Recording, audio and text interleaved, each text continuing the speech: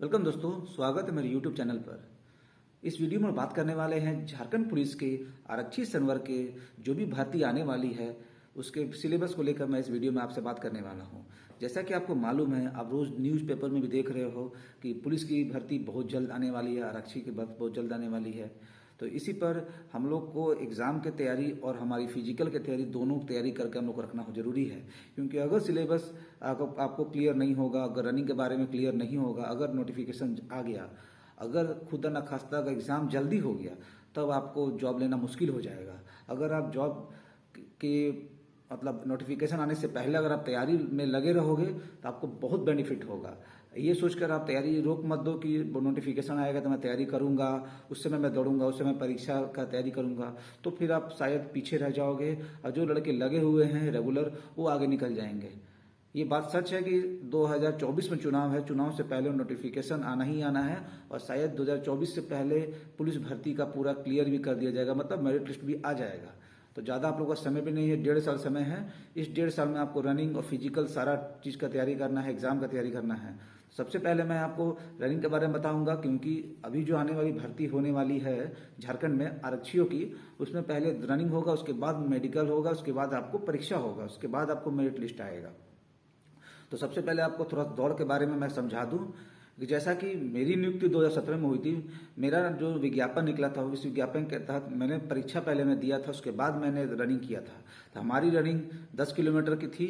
अगर आप पुरुष है तो 10 किलोमीटर का रनिंग आपको दौड़ना पड़ता है 1 घंटे में। अगर आप महिला हैं तो आपको 5 किलोमीटर का रनिंग दौड़ना पड़ता है 30 मिनट में।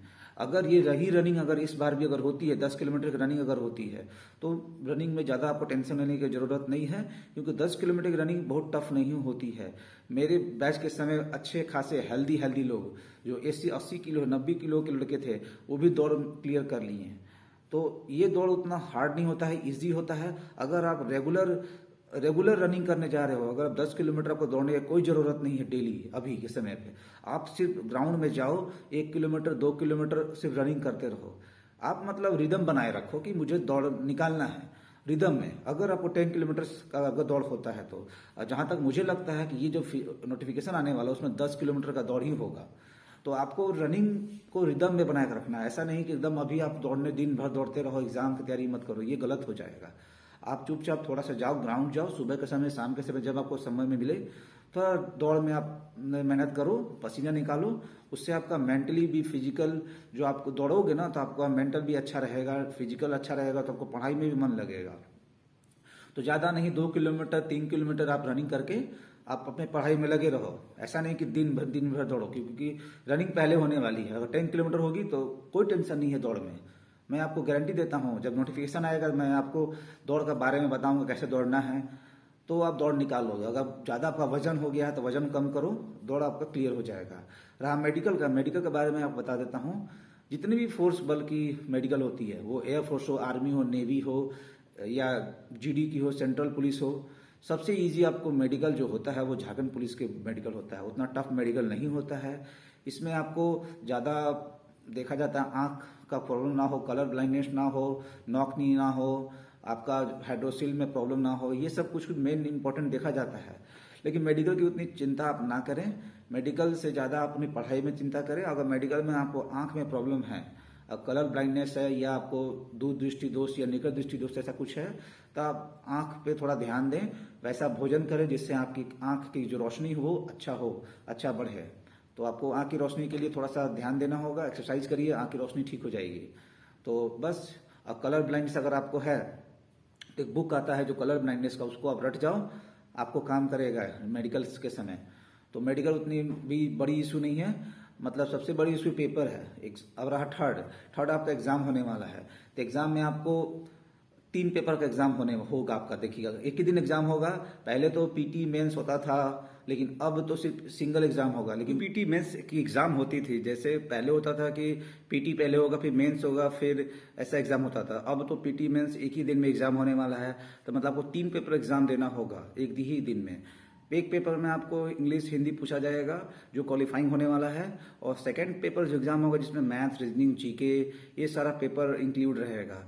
इस पे आपको थोड़ा सा जीके पे ध्यान देना होगा और मैथ्स पे ध्यान देना होगा। मैथ्स रीजनिंग पे अगर आपको मार्क्स अच्छा लाना है तो मैथ्स रीजनिंग में आप अच्छा कर लोगे तो आपको बहुत प्रॉफिट होगा, क्योंकि मैथ्स में आपको ज़्यादातर आपको एडवांस मैथ्स से क्वेश्चन पूछता है इसमें, और ट्रिग्नोमेट्री से क्वेश्चन आपको पूछेगा। जेएसएससी का ज़्यादातर आप प्रीवियस पेपर देख लो तो वो एडवांस मैथ और अलजेब्रा और ट्रिग्नोमेट्री पे बहुत ध्यान देते हैं। मतलब मेंसुरेशन, मतलब एडवांस मैथ, मेंसुरेशन हो गया, अलजेब्रा हुआ और ट्रिग्नोमेट्री, ये अगर तीनों जो आप तगड़ा कर लेते हो तो आपको बहुत बेनिफिट होने वाला है एग्जाम में। और रीजनिंग आप अच्छी तरह से तैयारी कर लो, क्योंकि अगर मार्क्स स्कोर करना है तो रीजनिंग आपको बहुत काम करेगा। तो रीजनिंग आपको तैयारी करना बहुत जरूरी है। और रहा कुछ जीके तो कितना ही पढ़िएगा, वो एक ऐसा समुंदर है, जितना समुंदर में जाइएगा आप डूबते ही जाइएगा, उससे तैर पाना बहुत मुश्किल है। मतलब जीके एक समुंदर है जिसको आप तैरोगे तो तैर लोगे, तैरना मुश्किल है उस पर, तो आप डूबते ही रह जाओगे इतना पढ़ोगे। तो आपको पढ़ना है, जैसे थोड़ा सा जनरल पढ़ लेना है।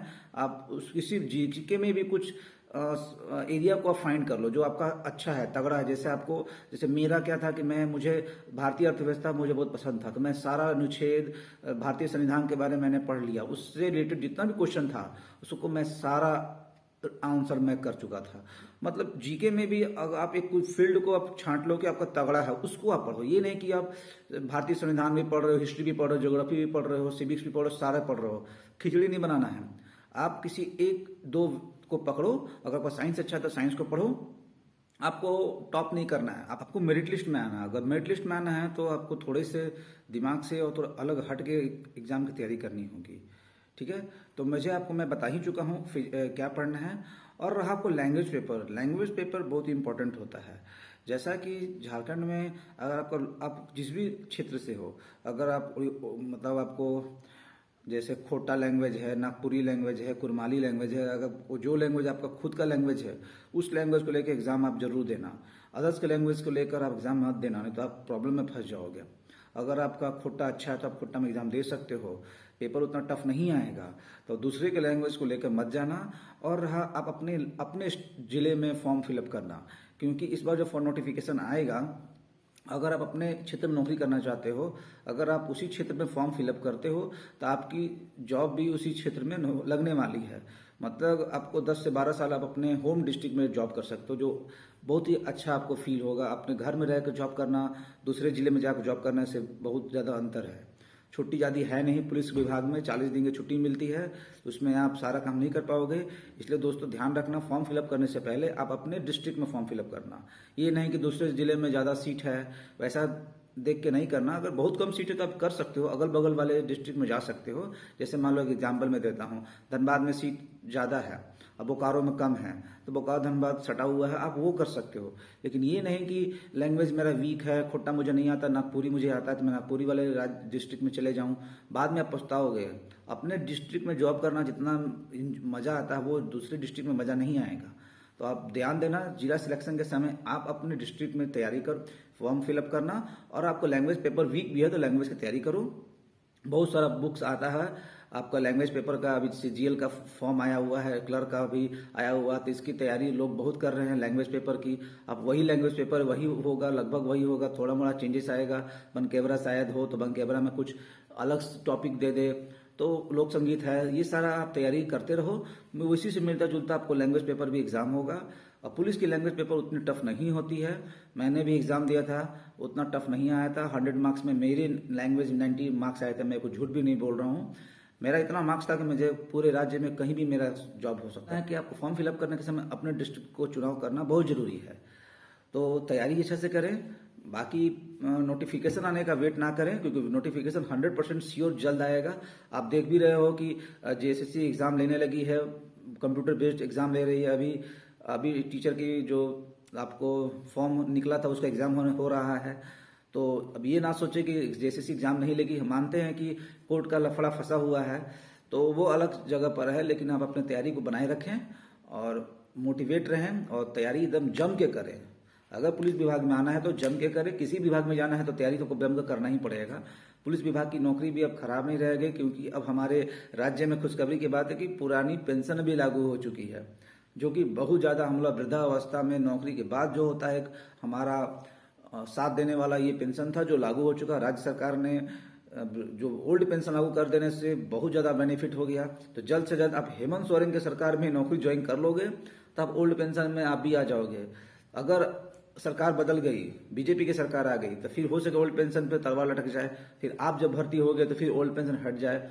तो ज़्यादा कोशिश करो कि यही जो सरकार हमारी है हेमंत सोरेन की सरकार, इसमें आप जॉब पकड़ लो, अच्छे से अच्छा कोई भी राज्य सरकार का जॉब ले लो, आप ओल्ड पेंशन में भी आ जाओगे।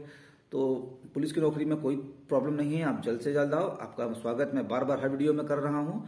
तो अभी के इस वीडियो में इतना ही, मिलते हैं अगले वीडियो में। जय हिंद।